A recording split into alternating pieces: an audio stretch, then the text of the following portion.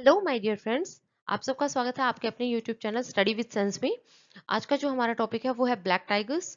तो इस वीडियो के थ्रू हम ब्लैक टाइगर्स कहाँ पे प्रेजेंट है, क्यों ये ब्लैक टाइगर्स के नाम से फेमस है और इंडिया में इससे रिगार्डिंग कौन कौन सी अथॉरिटीज है, ये सब जानने की कोशिश करेंगे। चलिए शुरू करते हैं हमारा आज का वीडियो। अब ये जो टॉपिक है ये न्यूज़ में क्यों था, क्योंकि अभी रिसेंटली उड़ीसा के एक टाइगर रिजर्व में जिसका नाम है सिमलीपाल टाइगर रिजर्व, यहाँ पे एक ब्लैक टाइगर की डेथ हो गई है। और इस डेथ की वजह से ये जो टॉपिक है ये न्यूज़ में आया। ये जो डेथ थी, माना जा रहा है कि ये जो पॉपुलेशन है टाइगर्स की उस पर बहुत बड़ा इम्पैक्ट डालेगी, क्योंकि ये जो ब्लैक टाइगर्स है ये ऑलरेडी बहुत लिमिटेड है।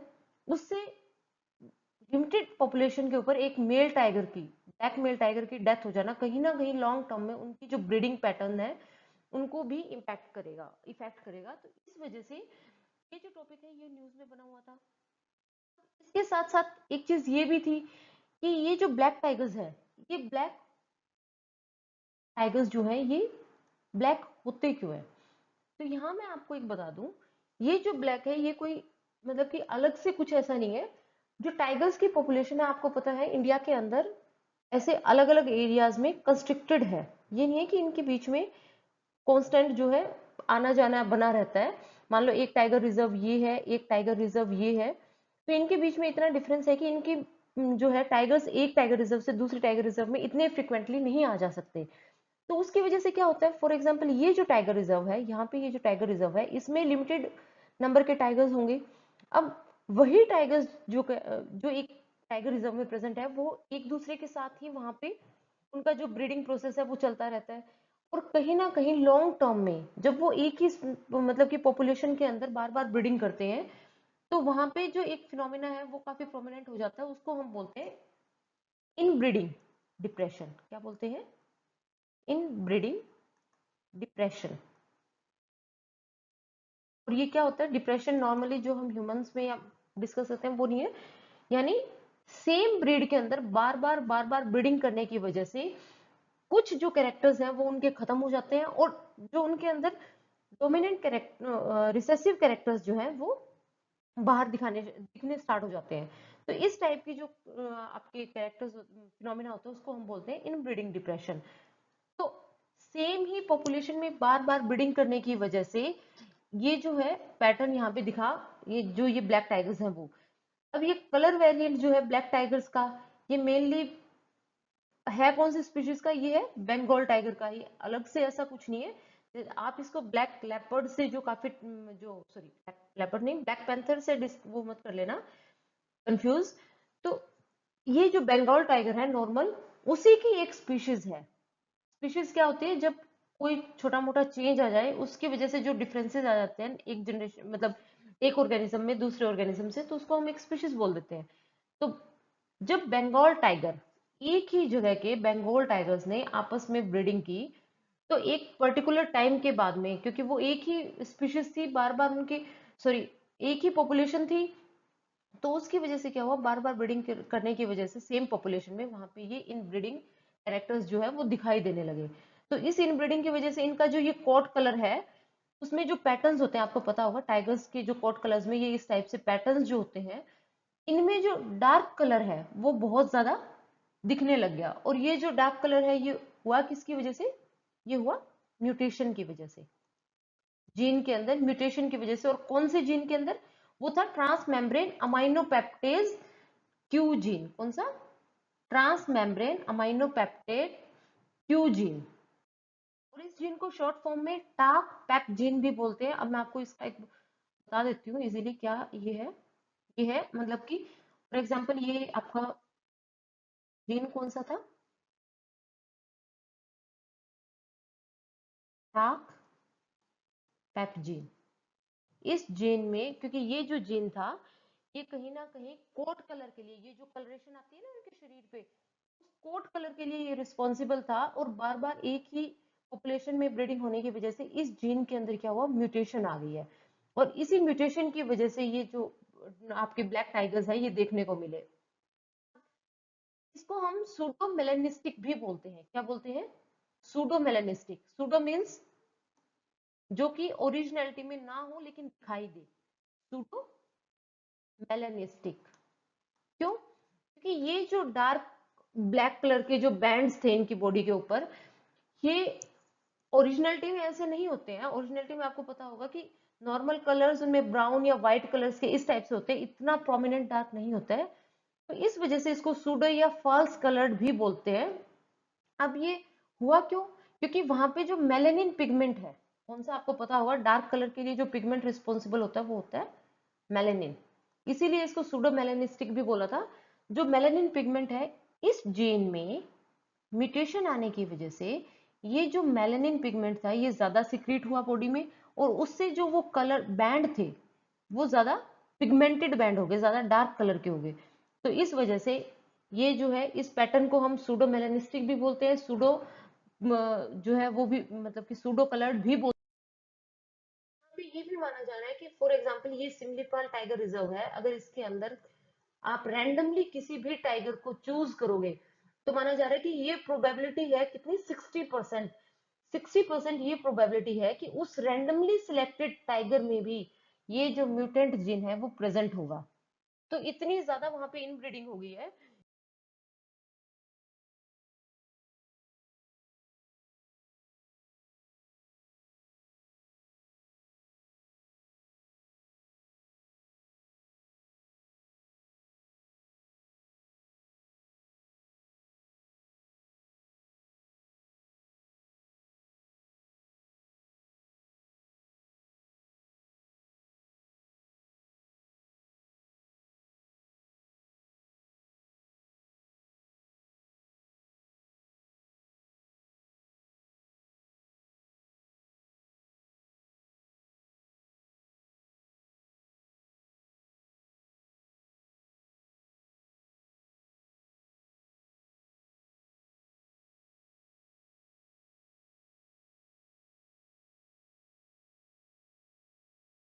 ये जो फोटो है यहाँ पे आपको वो मेलेनिस्टिक टाइगर जो है वो शो हो रहा है। अब ये देखिए, उस जो टाक पेप जीन है उसकी म्यूटेशन की वजह से कहाँ तो ये जो ब्लैक कलर की लाइंस होती थी ये क्या हो, काफी पतली होती है, लेकिन मेलेनिन पिगमेंट ज्यादा सिक्रीट होने की वजह से, कौन सा, मेलेनिन पिगमेंट ज्यादा सिक्रीट होने की वजह से ये जो लाइंस है ये बहुत ज्यादा चौड़ी या एक दूसरे के अंदर फ्यूज हो गई है। तो इसीलिए इसको सूडो मेलेनिस्टिक टाइगर या सूडो मेलन जो सूडो ब्लैक कलर या ये जो टर्म है इसके लिए यूज की गई है। अब यही मैंने आपको बताया कि कोज क्या थे ब्लैक कलर के लिए, कि ये जो सिमलीपाल टाइगर रिजर्व है यहाँ पे टाइगर्स की जो पॉपुलेशन है वो बहुत ज्यादा आइसोलेटेड है, जो मैंने बताया था। तो इसी की वजह से जीन फ्लो है वो नहीं हो पाया दूसरे टाइगर की पॉपुलेशन की वजह से। अब जीन फ्लो क्या है, बहुत से बच्चों को जीन फ्लो का नहीं पता होगा। फॉर एग्जाम्पल ये एक पॉपुलेशन है ए, एक पॉपुलेशन है बी टाइगर की या कोई भी ह्यूमन बीइंग की पॉपुलेशन है। अगर एक और इस जो पॉपुलेशन के इंसान या फॉर एग्जांपल एनिमल्स जो है वो आपस में ही ब्रीडिंग पैटर्न को फॉलो करेंगे, तो यहाँ से जीन फ्लो कहीं हो ही नहीं पाएगा, वो अंदर का अंदर ही रह जाएगा। इसीलिए इसको बोलते हैं इन ब्रीडिंग। और इसकी वजह से जो हार्मफुल कैरेक्टर्स आपको लॉन्ग टर्म में देखने को मिलेंगे, फॉर एग्जांपल एक जनरेशन में देखने को ना मिले, दो जनरेशन में देखने को ना मिले, पर एक पर्टिकुलर टाइम के बाद में जो हार्मफुल कैरेक्टर्स बहुत टाइम से दबे पड़े थे उस जनरेशन में वो सामने आने लग जाएंगे। उसी को हम बोलते हैं इनब्रीडिंग डिप्रेशन। लेकिन जब ये एक पॉपुलेशन पॉपुलेशन ए का ऑर्गेनिज्म पॉपुलेशन बी में ब्रीडिंग करेगा और पॉपुलेशन बी का ए में ब्रीडिंग करेगा, तो यहाँ से जो जीन फ्लो है, मतलब यहाँ से जो जेनेटिक मटेरियल का ट्रांसफर यहाँ हो रहा है और यहाँ से जो यहाँ हो रहा है, इस प्रोसेस को हम बोलते हैं जीन फ्लो। क्या? Gene flow. ओके, तो ये है जीन फ्लो। अब इस इनब्रीडिंग की वजह से एक सबसे बड़ी प्रॉब्लम क्या है कि एक पॉइंट पे आके पॉपुलेशन के एक्सटिंक्ट होने की भी, मतलब कि पॉपुलेशन जो है वो एक्सटिंक्शन के कगार पे भी आ सकती है। नॉर्मली अगर कोई पॉपुलेशन मान लो 500 साल में खत्म होने वाली थी, तो बार बार इनब्रीडिंग करने की वजह से वो बहुत कम टाइम में भी एक्सटिंक्ट हो सकती है। इसके साथ कुछ इंपॉर्टेंट पॉइंट्स हैं आपके सिमलीपाल टाइगर रिजर्व को लेके। आपको पता है ये सिमलीपाल टाइगर रिजर्व कहाँ पे है? ये उड़ीसा में है। ये बना कब था? 1956 में। बाद में इसको क्या किया था, तो आपको पता होगा प्रोजेक्ट टाइगर एक है, वो स्टार्ट हुआ था कब? 1973 में, प्रोजेक्ट टाइगर। और उस प्रोजेक्ट टाइगर के बाद में कुछ टाइम के बाद में 1994 में इस टाइगर रिजर्व को गवर्नमेंट ऑफ इंडिया ने क्या डिक्लेयर कर दिया था? Biosphere reserve. क्या? Biosphere reserve. और ये आपको पता होगा, कोई भी इस टाइप से रिजर्व अगर सेंट्रल गवर्नमेंट डिक्लेयर कर देती है तो उसको स्टेट गवर्नमेंट नलीफाई नहीं कर सकती है। अब ये तो था बायोस्फीयर रिजर्व बनने तक का प्रोसीजर। उसके बाद में क्या हुआ? 2009 में, कब? 2009 में इस सिमलीपाल टाइगर रिजर्व को यूनेस्को वर्ल्ड हेरिटेज जो नेटवर्क है बायोस्फीयर रिजर्व का, यूनेस्को बायोस्फीयर रिजर्व जो मैप प्रोग्राम था, मैन एंड बायोस्फीयर प्रोग्राम, उसके अंडर इसको एक पार्ट बना लिया गया। अब यहाँ पे एक चीज और आपको ध्यान देने वाली बात है कि यहाँ पे जो सिमलीपाल है, सिमलीपाल से कुलदीहा और दगड़ एलिफेंट रिजर्व जो है, कौन सा? सिमलीपाल,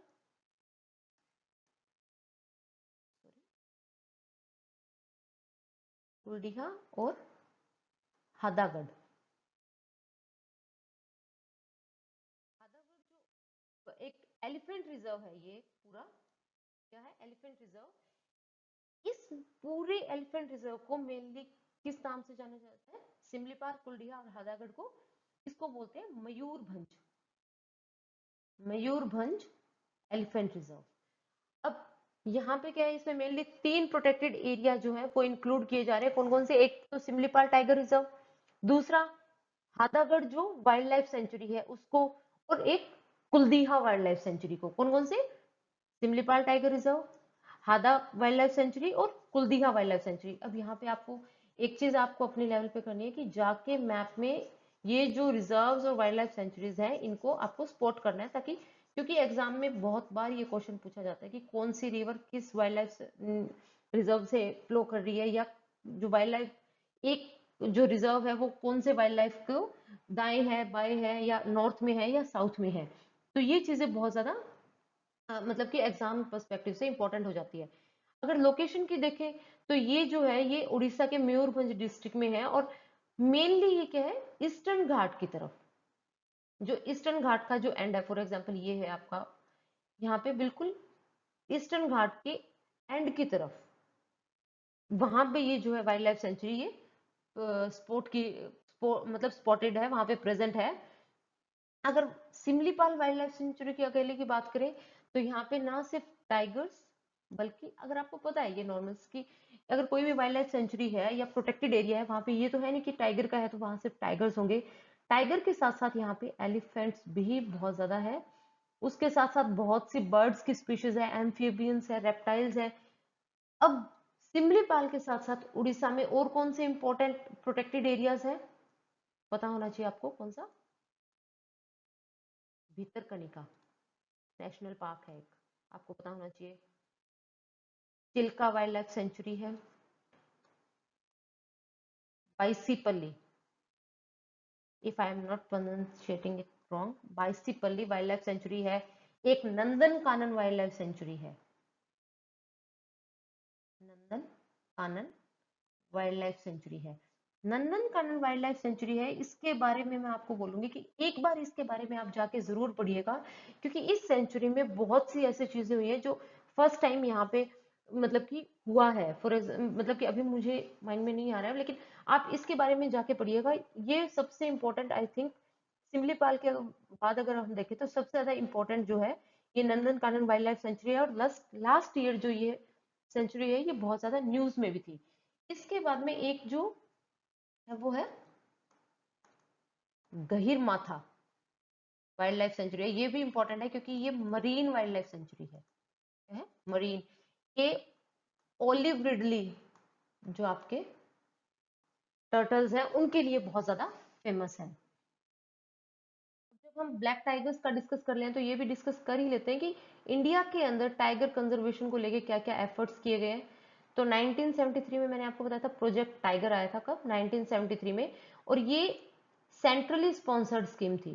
किसकी? मिनिस्ट्री ऑफ एनवायरनमेंट की, फॉरेस्ट एंड क्लाइमेट चेंज की। और इससे क्या हुआ था कि कंट्री के अंदर जो टाइगर्स थे, मतलब कि कंट्री में टाइगर्स के लिए डेडिकेटेड नेशनल पार्क्स जो है वो एस्टेब्लिश किए गए थे। एस्टेब्लिश या मतलब कि कोई सेंचुरी थी उसको टाइगर पार्क का या नेशनल पार्क का जो है दर्जा दिया गया था। उसके बाद में एक नेशनल टाइगर कंजर्वेशन अथॉरिटी, ये क्या है, ये एक स्टैट्यूटरी बॉडी है और ये भी MOEFCC के अंडर है। ये एस्टेब्लिश कब हुई थी, ये 2005 में एस्टेब्लिश हुई थी। लेकिन ये एस्टेब्लिश किसकी रिकमेंडेशन पे हुई थी, ये हुई थी टाइगर टास्क फोर्स की रिकमेंडेशन पे।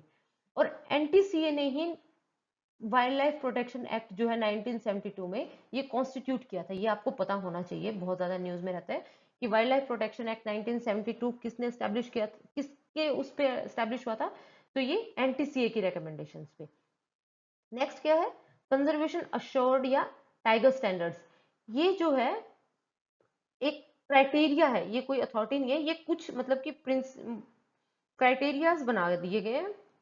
और ये क्राइटेरियाज इसलिए बनाए गए हैं कि ताकि जो टाइगर साइट्स है जहाँ पे टाइगर्स प्रेजेंट है उनकी मैनेजमेंट सही से हो रही है, या फिर जो टाइगर की जो कंजर्वेशन के लिए जो प्रोसेस की मतलब जो हम अब तक काम कर रहे हैं टाइगर की कंजर्वेशन के लिए, उसके लिए क्या क्या क्राइटेरियाज है वो सब इसमें कंजर्वेशन अश्योर्ड या टाइगर स्टैंडर्ड में के अकॉर्डिंग हो रहे हैं या नहीं हो रहे।